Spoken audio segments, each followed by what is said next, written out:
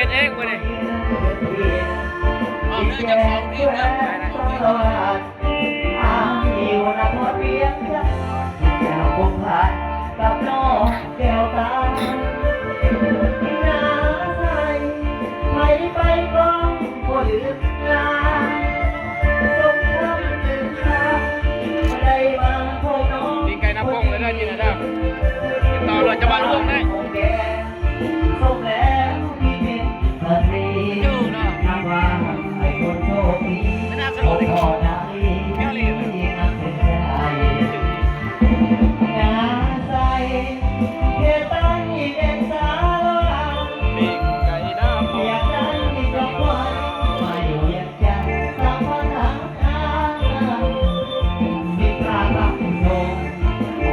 อ่อนน้ำหวานจนใจส่งทางตาลึกไปไกลเราหน้าใสจนได้แท้เด่นโลกเปลี่ยนจากว่าน้องสาวหน้าใสพร้อมทำเหตุการณ์แต่หัวใจฝากไว้กับนางวนอยู่ส่งพบได้